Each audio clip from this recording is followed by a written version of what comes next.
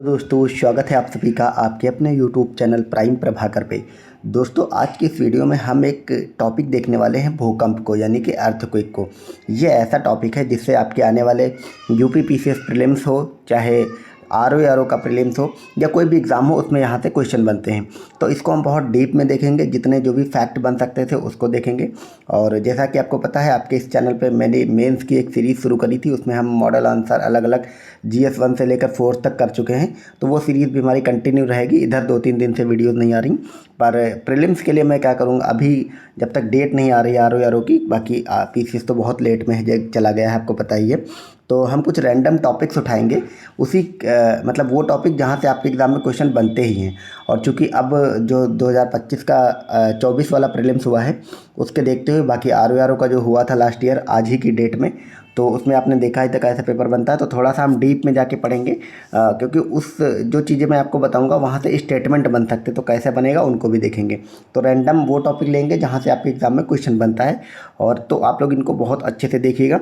ये सारी PDF मैं अपने टेलीग्राम पर डाल दूँगा, उसका लिंक डिस्क्रिप्शन में दिया हुआ है, ठीक है। तो चलिए अब वीडियो की शुरुआत करते हैं।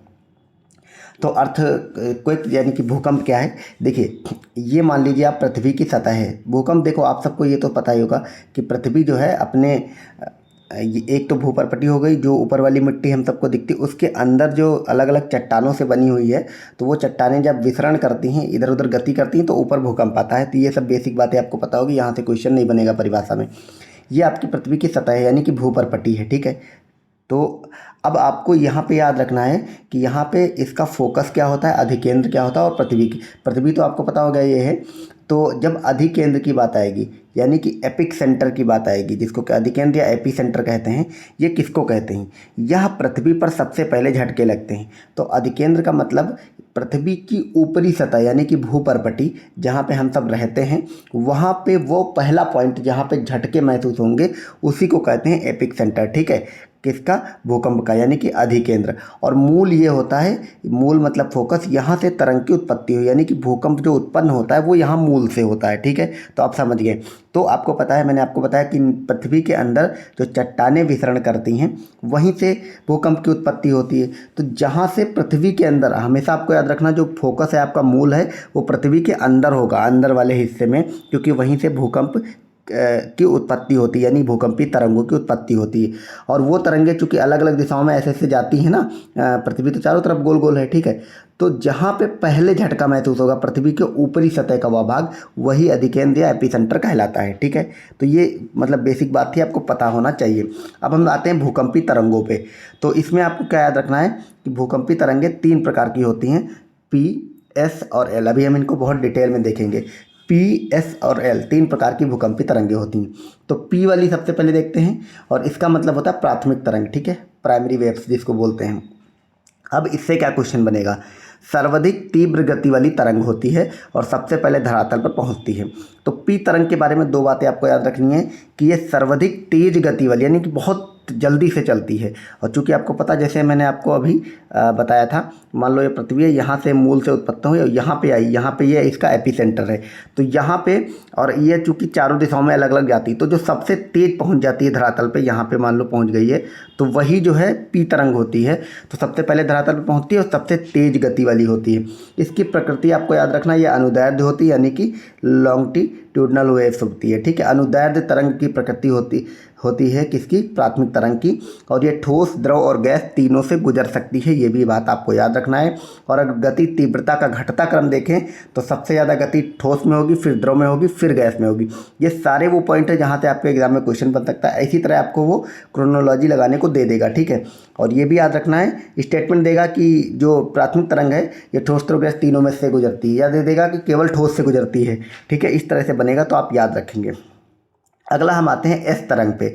इस एस तरंग को शॉर्ट वेव कहते हैं, यानी कि द्वितीयक या फिर गौण तरंग इसी को बोलते हैं, ठीक है। एस वेव को द्वितीयक तरंग या फिर गौण तरंग बोलते हैं। तो हमने देखा था पी, एस और एल, इसकी जो प्रकृति है वो अनुप्रस्थ होती है, ठीक है। अनुप्रस्थ तरंग आपको पता है, जो प्रकाश तरंग होता है वो अनुप्रस्थ होता है, ठीक है। जो ध्वनि तरंग होती है वो अनुदैर्ध्य होती है। तो जो आपकी पी तरंग है वो अनुदैर्ध्य की भांति कार्य करती है, और जो एस तरंग है वो अनुप्रस्थ की भांति कार्य करती है। और ये केवल ठोस माध्यम में चल सकती है। अब आपको पता होगा, मैंने भी आपको बताया, जो पी तरंग है वो ठोस, द्रव, गैस तीनों में चलती है, लेकिन जो एस तरंग है वो केवल और केवल ठोस में चलती है, और पी की अपेक्षा इसकी गति जो है वो कम होती है, ये भी आपको याद रखना है। सबसे ज़्यादा गति वाली तरंग सबसे पहले धरातल पहुंचने वाली पी थी, और पी की अपेक्षा गति एस की कम होती है, लेकिन पी से बड़ा इसका छाया क्षेत्र होता है। अभी हम छाया क्षेत्र भी देखेंगे। द्रव में ना चल पाने के कारण, ठीक है, तो ये आपको याद रखना है, ये केवल ठोस में चलती है, द्रव और गैस में नहीं चलती है।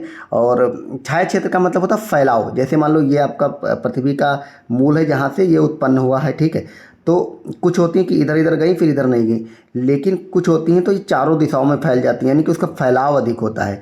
फैलाव अधिक होने का सिंपल सा मतलब ये है कि उसकी गति कम होगी। चूँकि गति बहुत ज़्यादा है तो अचानक से कोई तरंग ऐसे निकलेगी इधर बाहर आ जाएगी।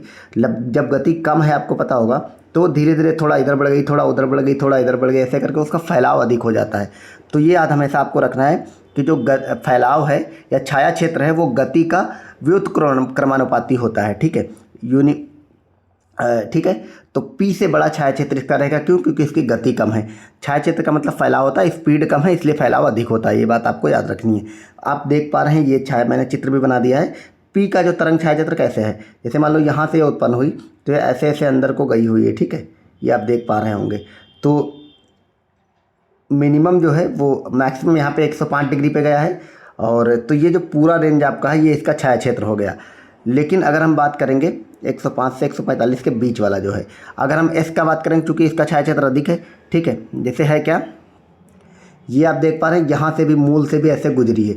यहाँ पे जो एस वाला है वो यहाँ से नहीं गुजरी है, और यहाँ से नहीं गुजरी बल्कि ये यहाँ पे मुड़ गई है। तो मुड़ गई है यानी कि इसका फैलाव अधिक हो गया है, यहाँ से पूरा गोल गोल फैलाव हो गया है, ठीक है। बेसिक आपको याद रखना कि अगर गति पी की कम है इसीलिए उसका फैलाव अधिक है, और अगर गति एस की ज़्यादा है तो उसका फैलाव कम है। तो ये आपका पी वाला हो गया, ठीक है, और ये अनुप्रस्थ होती है। अब हम आएंगे एल तरंगों पे। एल तरंगों की अगर बात करें तो इसको हम कहते हैं, एल फॉर यहाँ पे लब से डिनोट होता है, ठीक है। इसको धरातली तरंग कहते हैं, या फिर लब वेव्स बोलते हैं, या फिर लॉन्ग वेव्स। यहाँ पे एल को लॉन्ग या लब दोनों बोल सकते हैं। अब इसको लब वेव्स क्यों बोलते हैं?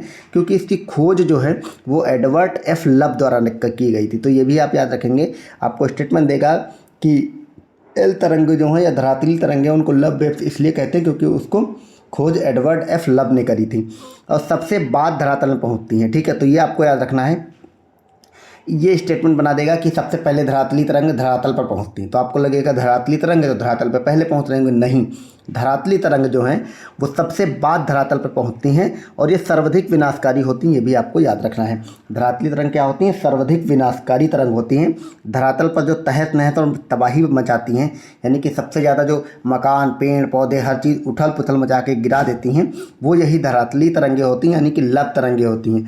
आप इसको ऐसे याद रख लेंगे, जो लब होता है प्यार, वो सबके जीवन में तबाही ला देता है, ठीक है, अंततः तो तबाही ही लाता है। तो आप सबको पता होगा। उसी तरह से इसको आप समझ सकते हैं, इसको आप कुछ जोड़ लेंगे, ये सब चीज़ें जल्दी याद हो जाती है, इसलिए उसको ऐसे जोड़ लीजिए, ठीक है। तो ये जो धरातली तरंगें या लब वेव्स हैं सबसे ज़्यादा धरातल पर तबाही लाती हैं और सबसे बाद में भी आती हैं, ये भी आपको याद रखना है। अब कुछ और फैक्ट हैं जो हम देख लेते हैं भूकंप के बारे में। जैसे भूकंप का अध्ययन क्या कहलाता है? सिस्मोलॉजी कहलाता है, ठीक है। भूकंप की संकेतक गैस कौन है? तो रेडान। एक क्वेश्चन ये बनता है, कई बार बना भी है, कि जब भूकंप आता है तो वायुमंडल में किस गैस की मात्रा बढ़ जाती है? तो इसी रेडान गैस की मात्रा बढ़ जाती है। अब भूकंप तीव्रता के कुछ मापक यंत्र हैं, तो दो मापक यंत्र हैं, एक तो रिक्टर स्केल है और एक मार्केली स्केल है। तो दोनों आप याद रखेंगे कि रिक्टर और मार्केली स्केल जो है ये भूकंप तीव्रता को मापते हैं, ठीक है। तो रिक्टर स्केल जो है उसकी खोज करी गई थी चार्ल्स एफ रिक्टर ने। तो आप याद रखेंगे चार्ल्स एफ रिक्टर ने करी थी, तो इसी रिक्टर के नाम पे इसका रिक्टर स्केल नाम रख दिया गया। इसमें जो मीटर होता है, पैरामीटर, वो 1 से 12 तक होता, 1 से 10 तक होता है, आप याद रखेंगे, ठीक है। ये आप याद रखेंगे, बहुत इंपॉर्टेंट। रिक्टर स्केल में 1 से 10 तक होता है, ठीक है। अब आपको क्या याद रखना है कि 1 पॉइंट प्लस बढ़ने पर 10 गुना तीव्रता बढ़ जाती है। ये बहुत इंपॉर्टेंट पॉइंट है, ठीक है। इंपॉर्टेंट पॉइंट क्यों है? जैसे मान लो हम बोलते नहीं जब भूकंप आता है कि 8 रिक्टर स्केल पैमाने का भूकंप आया है, तो आपको हमेशा याद रखना है इसमें, जैसे 1 से 2 पे गया, मतलब 1 रिक्टर स्केल पे पैमाना है और 2 पे है, फिर 2 से 3 पे है, 3 से 4 पे है। तो जब आप 1 से 2 मूव करेंगे और 2 से 3 मूव करेंगे तो यहाँ पे जो है वो तीव्रता 2 गुना नहीं बढ़ता कि 1 से 2 गए तो 2 गुना हो गई, 2 से 3 गए, 10 गुना बढ़ती है, ठीक है। ये आप याद रखेंगे। इसकी जो तीव्रता है उसका जो गुणा है वो 10-10 गुना ज़्यादा बढ़ जाता है। जैसे 7 रेक्टर स्केल पे अगर जो तीव्रता होगी अगर 8 पे चली गई तो उसका 10 गुना बढ़ जाएगी पिछले वाली से, ठीक है। ये पॉइंट आपको याद रखना है। और मार्केली स्केल में 1 से 12 तक होते हैं मीटर पैरामीटर पे पॉइंट्स आपको याद रखना है। तो रेक्टर पे 1 से 10 तक और मार्केली में 112 तक। ये आपको इसलिए याद रखना है क्योंकि आप बहुत डीप में जाके आपके एग्ज़ाम में सवाल बनने लगे हैं। तो ये मेरा भूकंप पे क्लास रहा। इससे ज़्यादा क्वेश्चन आपके एग्ज़ाम में आएगा नहीं। भूकंप से जो आएगा यहीं पर से आएगा, इससे ज़्यादा और कुछ भी नहीं आते हैं, ठीक है।